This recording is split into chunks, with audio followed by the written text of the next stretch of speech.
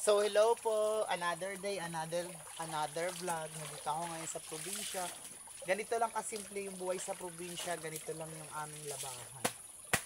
Ayan, pinapalo-palo, di ba? Di palo lang dito. Pag maglalaba ka, pinapalo, then binabrush. Then after mo i-brush, sasabunin mo pa yan. Kaya sobrang linis ng labas sa probinsya. Hindi mo na kailangan ng Fabcon, hindi mo na kailangan ng mga Downy.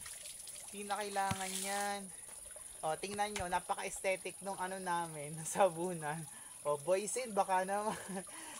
Ito yung sabunan namin, ilalagay yun dyan. O, ayan, o, mga laman. Bukod sa sabunan na siya, double purpose na siya. Ito rin yung ginagamit namin sa pagligo. Pantabo ba? Ayan, di ba? Galing, no? Napaka-high-tech talaga dito sa amin. High-tech na. High-tech sa probinsya. Then ito, ginagamit namin to. Pakita ko sa inyo. Ganito yan guys, oh, mga kachoy. Like this. Diba, sasabunan mo siya. Iba-brush. Ganyan. Brushan. Brushan yan siya. Ito. Kahoy lang yan. Galing, no? Tapos running water kami dito. Free lang yung tubig sa amin. Ito. Meron din kaming ilog. Kaso medyo malayo sa amin dito. Tapos mga minsan pupunta ako doon para ipapakita ko sa inyo yung ilog namin. Di ba? Cute no? Ito yung mga namimiss kong experience dito sa probinsya namin kapag umuwi talaga ako eh. Yung paglalaba, ang cute niya. Bago ka maglaba, malinis talaga yung laba. Papalu-paluin mo muna siya. Ito na yung kinasanayan ng mga tao dito, tradition na to. Alalay lang naman yung pagpalo. Tingnan niyo yung pampalo, ano lang gawa sa kahoy, napaka-aesthetic. Ito yung namin, una namin pamalo. Medyo naluma na siya. Kaya pinalta na siya ng bago. 'Di ba? Ang cute na. Ang tawag dito sa amin yung area na to na pinaglalabahan namin, sapa. Then dati sa lulo to, yung talagang napaka-native, yung pinanggagalingan ng tubig. Yan talaga dati. Ano yan, yung kawayan lang, bumubuhos lang siya doon, galing sa taas. Tapos ngayon, hose na siya. Diba, ang laki na ng improvement. Nakakatawa. Ganito lang, sarap dito maglaba, then may baong ka na kanin, tapos nakabalot sa dahon ng saging. Oy, perfect yan. Sarap. Just after mo maglaba, maliligo ka na. Ganito lang dito sa probinsya. Sarap maglaba. Yung mga taga-province, talaga marirelate kayo dito. Ito yung isa sa namimiss ko. Kapag umuwi ako, galing ako ng syudad. Ang pagiging probinsyano. Ang perfect, diba? A day in my life, maglalaba tayo. O, diba? Thank you nga po pala sa lahat ng nanonood ng aking vlog, ng mga nag-share, sa mga nagko-comments dyan. Ayan. Bali, andito po ako ngayon sa Quezon Province, sa probinsya namin. Ayan. Ganito po dito sa probinsya namin. Kung maglaba ka, may pampok, may pamalo. Ang tawag sa amin dito sa Quezon, pandagpok siya, dagpok.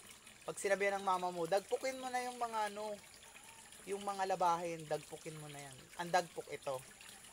Sa iba pamalo. Depende siguro yan sa mga lugar. Di ba?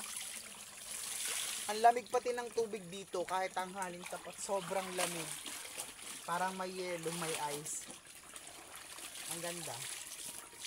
Napaka native lang. Plano ko kapag luwag-luwag sa buhay, itong part na to gagawin ko siyang fish pond kasi may buhay na tubig. Yan. Gagawin ko yung fish pond. Yan yung pinakang plano ko. Tapos mag-alaga ako dito ng mga baboy. Magagawa ko ng mini farm pag nakaluwag-luwag na. Hindi pa kasi tayo sumasahod sa YouTube eh. Marami tayong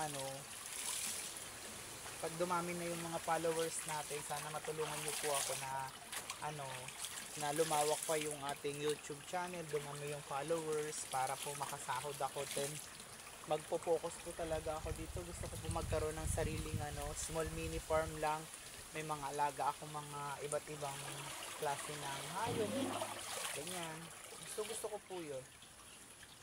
Sana po matulungan niyo po ako. I-share at mag-comment po kayo dyan. Then panoodin niyo po yung mga vlogs ko. Ayan, maglagay din tayo ng powder. Para makapaglaban na tayo. Ganito lang po sa probinsya. Sobrang sarap po dito. Hindi ko po kinakahiya kung anong meron kami dito. Kung anong gawain namin. Kung ano yung mga totoong namin, mga labahan. Hindi. Kasi mas pa nga mas nakakatuwa na nasi-share ko sa inyo na ganito yung buhay namin. Simple lang. Pero masaya. Ganyan. Ganito lang. Never ako nahiya na na ganito lang yung buhay namin, ganito lang yung labahan namin. Hindi po ako nahihiya kasi nga napaka thankful ko pa rin kahit ganito lang yung buhay na meron kami. Masaya naman kami. Ayan. So bali ang gagawin ko ngayon, magkukusot na po ako. Ayan. Thank you for watching. Maraming salamat po sa lahat ng sumusuporta. Please like and share. Ayan. Sa aking mga vlog. Don't forget to subscribe to our YouTube channel. Ayan. Sana pala rin tayo na makasahod na para naman magawa ko na yung gusto ko. Mabili ko yung gusto ko, yung plano ko. Gusto ko talaga magkaroon dito ng mini farm. Dito sa side na to. Kasi buhay yung tubig dito. Never siya nahibas kahit sobrang init tag-araw. Hindi siya nahihibas. Ayan po, kung gusto niyo bumisita dito sa amin, ang ganda po dito, perfect yung lugar. Meron po kaming ilog dito, dagat. Tapos ito po, may sapa kami. Baka perfect po. Thank you, love you all. Ingat, God bless po sa atin.